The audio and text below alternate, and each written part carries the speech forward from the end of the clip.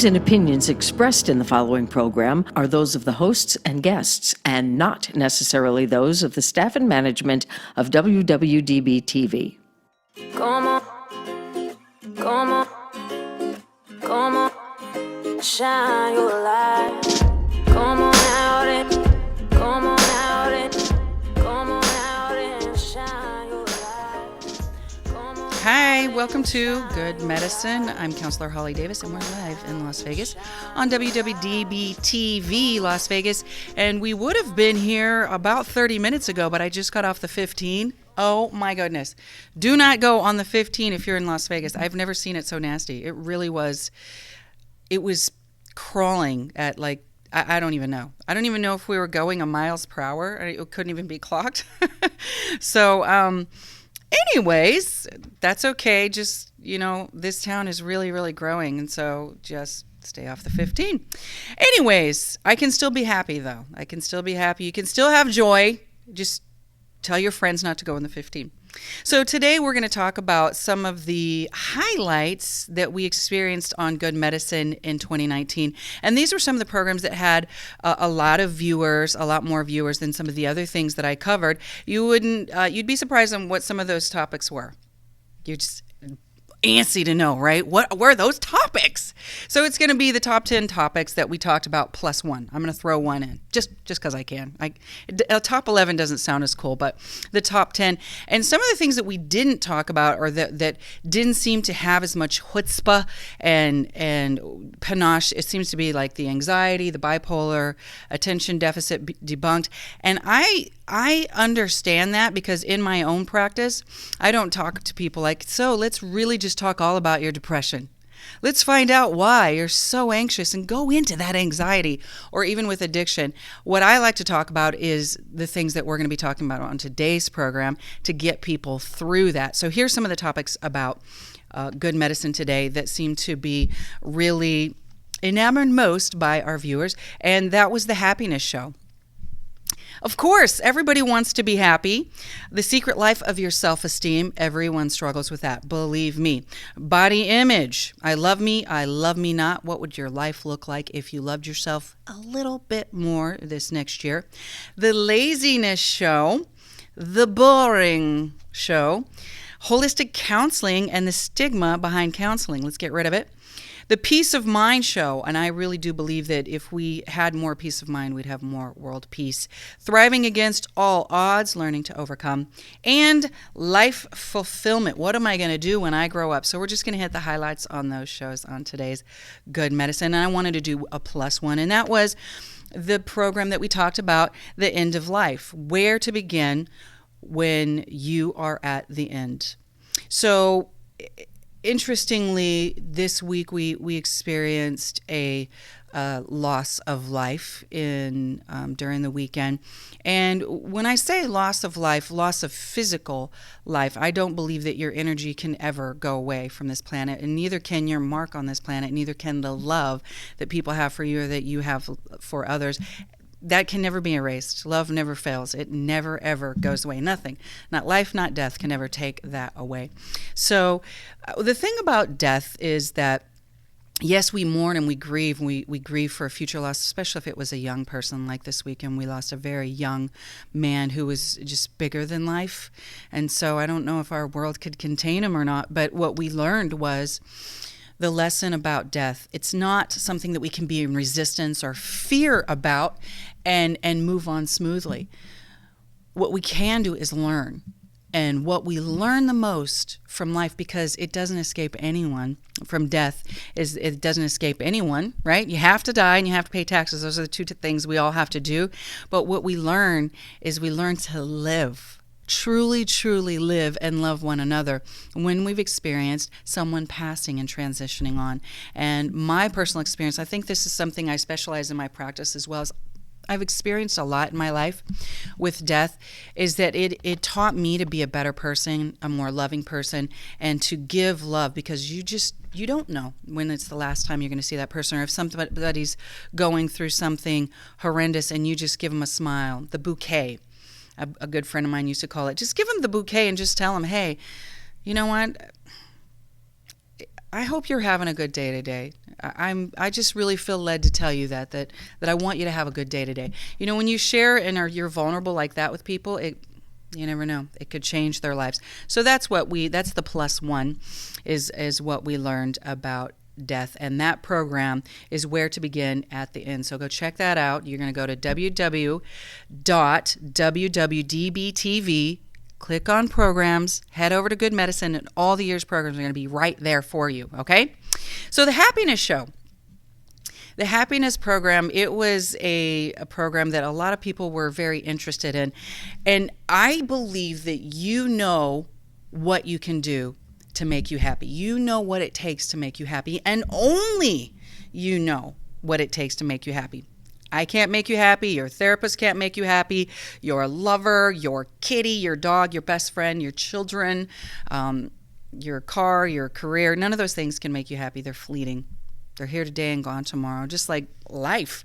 Really, the only thing that has some real depth and like weightiness to it, the glory, is the things that are the desires of your heart.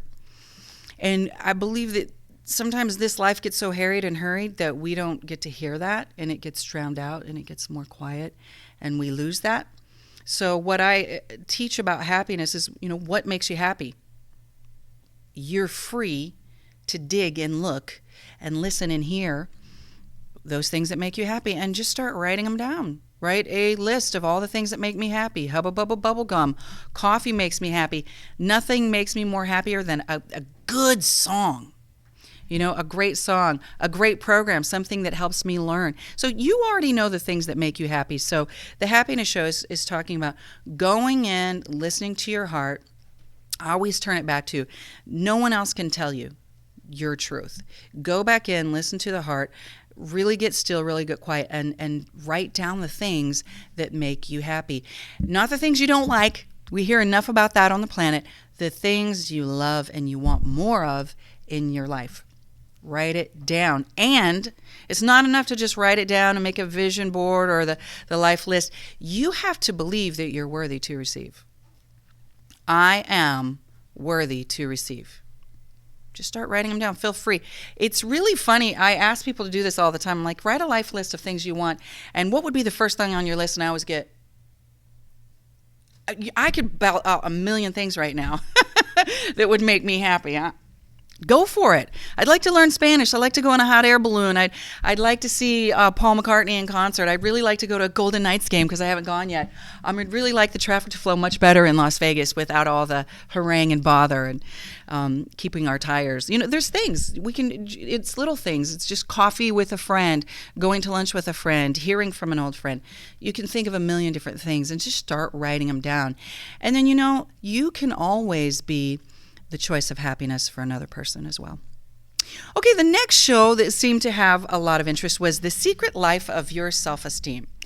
And it really isn't a secret about self-esteem. Again, same as happiness, no one else has the key to building your self-esteem. It's something that you literally will build throughout a lifetime. And the older we are and the more established we are, the higher self-esteem values are. And so, self-esteem is built by continuing to have some wins. If you haven't had any wins in your life lately, coming up with dreams, desires, and plans, and working your plan and planning your work, and then some things may go awry, but then some things might work out. That's kind of the thing with successful people and people who've really arrived, is they've experienced a lot of failure, and that kind of stuff you just have to wipe it off, let it roll off, and keep moving forward. Don't give up. Don't faint. Don't get weary. Just keep moving. And that boosts your self-esteem. So self-esteem and self-worth are how you value yourself. And this also goes back to mindset and doctrine and belief. If you believe that you are a miracle, which you are, we're all stardust, right? Made up of the stars, the moon, and the skies. If we're all those things, created miraculously, a poem, a workmanship, a work of art, then nobody else can take away or detract from that self-esteem and self-value. So teaching clients, I I want to start at that place. That's who you are. If that's not your belief system, we have to figure out where that came from. Because I remember listening to Dr. Wayne Dyer saying, when you're a newborn baby, everybody knows that you're just absolutely the most beautiful thing that ever hit the planet. Just perfect, right? Flaws and all, it's a little bitty baby, cutest thing ever, right? So what we need to do is find out, why when we continue to grow older, we get further and further away from that perfection. Where was it that someone said that you weren't perfect, or what incident happened, or what happened in your life that blocked that belief and that truth for you? So building that self-esteem, it happens every single day. Just keep going, getting more wins and more wins. And then also, what is it that you want to build in your life coming up in 2020? Start thinking about those things. And delete the things that aren't truth. There's lies that are stopping you from growing in your self-esteem. What are they? Let's delete it. The next program that was really interesting, we had a 2-part series, was the body image program. So much about bodies. So sick of bodies, I'm telling you. Everybody's body, and it's almost like you have to be nude somewhere to be famous or count. And you know what? I hope that that's really not the truth, and that we don't have to go there. To me, the body, this meat sack that we're running around, it really is sacred, and it's incredibly intricately made, but that's not who I am. I don't think of myself as this. I think of myself as my heart, body, mind, and soul and spirit, and the energy and what I project, and that kind of a thing, that the thing that has more substance than just this that's here today and gone tomorrow. And by the way, as we grow, from that perfect, beautiful perfection of a human being, the older we grow, I don't know why, but we get gray hair, we get slower, we get wrinkles. There's nothing that can stop them. Nothing. We can do a little more prevention, and we can take care of ourselves better. And health, and I'm all for that, and exercising and being healthy so that we can function in our highest best. But getting obsessed with the outside, being in love with your body, that's a song. It probably doesn't sound like that, but gosh, be in love with the person, the being, the beingness of other people. So body image was a really interesting program. Go back and look at our archives on Good Medicine from WWDBTV.com and look at part 1. And then part 2, I had a panel of other people to discuss what their opinions were of what body image was. And I also went on a social media platform to find out what our listeners and the audience thought about body image. So that's a really interesting program. Go back and check it out. Another program, and something that I built my business with, and my approach in counseling, is self-love. So the program I Love Me Not was a really interesting program, and I shared what I do in my business. And as a matter of fact, I did it last night. I went to a facial, and one of the gals who was giving me a facial was telling me that she has some self-esteem issues because she has tattoos everywhere, even on her face. And of course, being the redheaded mama and intrusive person that I am, just as a counselor and a behavioralist, I'm very interested, nosy, want to know about people. Forgive me, because I love people. And I'll just ask you things. I'll ask you, especially if things come up. People will throw little things out, and then I'll listen to it and maybe process it a little. Whereas most people are like, okay, moving on. I'm not a moving on person. I really like to be with people and listen. And so there was tattoos everywhere, and I just said, hey, so why the tattoos? And the person said, I just want to cover myself up. And I wasn't on the clock. I wasn't counseling. I just said, well, could you knock that off? Could you stop that? I want to see the person that you are, and I think the world does too, that you don't need to cover your beauty. And tattoos, they can be addictive as well. I have nothing to say about tattoos right now. I'll have to do some more further research, but we do know that tattoos can be just as addictive, and they're ancient. It's an ancient thing, and it's a form of art and expression, but using it to cover the beautiful person and the soul within. For this particular person, my advice was, and she didn't ask for it, but something I felt led to share with her was, just knock that off. Just stop it, because you have something that radiates within you that we all need to see. And so we were like I said, that where I was getting a facial and I pulled off a mirror. Usually I just pull it off the wall in my office. No one likes that when I pull it off the wall and say, here's a mirror. Everybody gets really nervous. What do you want me to do with that mirror? I just want you to look in it.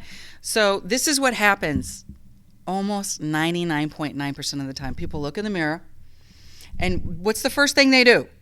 First thing they do, they always go, why didn't you tell me? Oh my God, they start picking on themselves. And exactly what she started doing. She started picking on herself. And I said, maybe leave yourself alone a little more, and maybe not always going in and looking for the minuscule, minute things that no one else even sees or cares about. And let's start focusing on the bigger picture and who you are and what you bring. Because everybody has flaws. If we didn't, we wouldn't be human with skin on this planet. So let's not focus on those and make those such a big thing and minor on the major on the minors. Let's don't do that. Is that right? I don't know, but you know what I mean. Leave yourself alone. Stop picking on yourself. So the I love me not. Looking in the mirror and just telling yourself you love you. Even if you're lying, even if it just feels like a fugazi, it's not real. Just keep looking into your eye and tell yourself you love you. You love yourself no matter what. Beginning to appreciate and be grateful and not picking on yourself is the way that you begin to fall in love with yourself, just as you do with another person.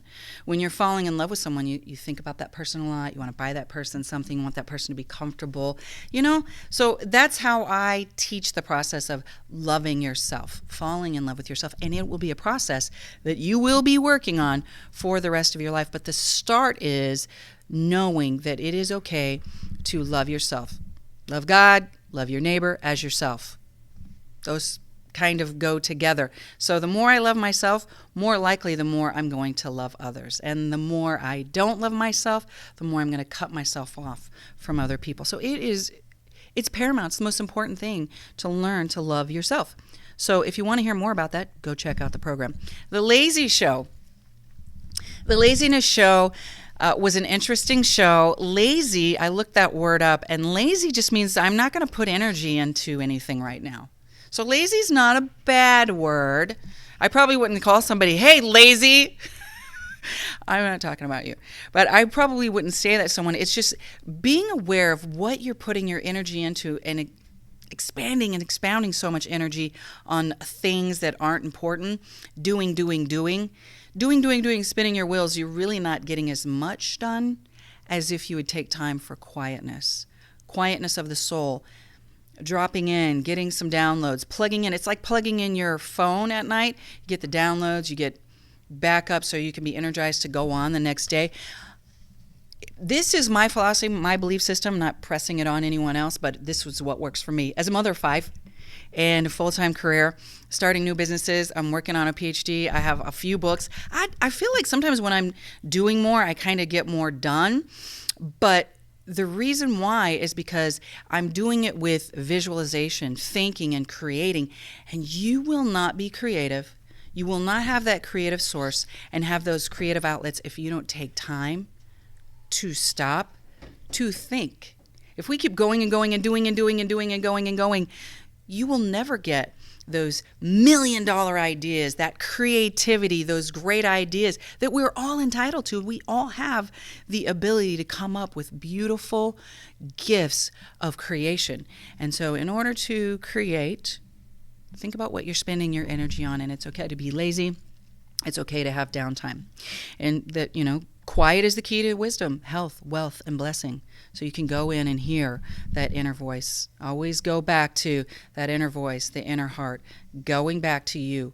What do you need? What do you want? Let's look at that. So the boring show, being bored is about being isolated. It's about lackluster. It's maybe even about being fearful of doing the things that you say you want and deserve in life, but feeling maybe that you're not worthy to receive, maybe having a fear that you'll fail, maybe not wanting to interact with other people. It's just experiences that you've taken from the past that you're moving on into the future. Listen, going back to today's first program, Where to Begin at the End, death on earth is not living the life that you are worthy to live. and what you're supposed to be here for. So it's very important to live a full life by going out and doing. Maybe even more of a harangue or a pain to get up and go and do it. And you might even have regrets or doubts, but no one's ever felt super good about being reluctant and sitting on the couch. And at the end of the day, the last thing you want, as Tolstoy said, is to, be close to the grave and say it was all a lie. I didn't live the life that I was supposed to. So I believe it's very, very important to do away with the boredom and the lackluster life.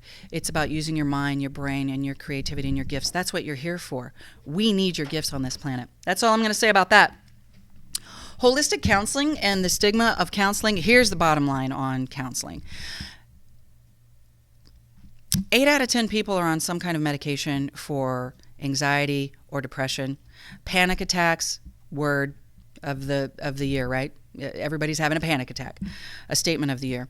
Even small children, I've seen kids as young as first and second grade having panic attacks, and learning to calm ourselves, and medication hand in hand with counseling. I'm a big believer in counseling. Listen, a counselor is a guide. They're not telling you what to do. They're with you in your darkest hour with unconditional positive human regard, and a neutral person in your life that you can talk to. I think everyone needs one. That's all I'm going to say about that. And so for a holistic approach for me, is I believe it's a mind, body, heart, and soul. You can't go eat Takis every day and feel great. So we got to work on what we're eating and our physical activity. Having peace with some meditation or yoga or downtime, or learning to be lazy and spending less energy on doing and more time listening to your heart. That's my approach in a holistic counseling setting. Peace of mind. We would have more world peace if we had peace of mind. What brings you peace of mind? It's the practice of quietness. It's planning in your life to take time to just stop.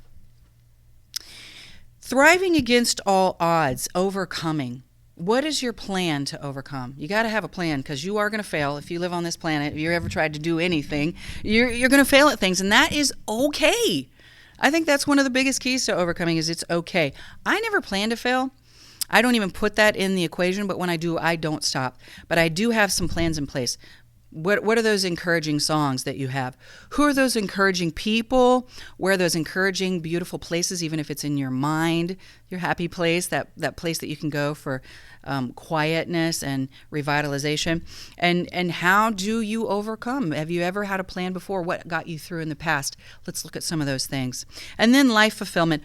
What am I going to do when I grow up? Well, first of all, what did you always want to do? What were the things that made you excited? And if it's been buried and covered up, let's go uncover, and let's go into remembering your soul. What are the things that make you excited? And the last thing that I'm going to say, and one of the most important things going into 2020 and the best of good medicine last year's, don't give up. Never, never, never, never give up. And that's all I got to say about that. I really hope and pray that your 2020 is amazing. I hope that you learned a lot in 2019, and take those lessons with you and share them with others, just like this program, Good Medicine. We're here every week on Tuesday on WWDBTV, Las Vegas. I'm Holly Davis. I'll see you next week. Shine your light. Come on out and come on out and come on out and shine your light. Come on out and shine your light. Come on out and shine your light.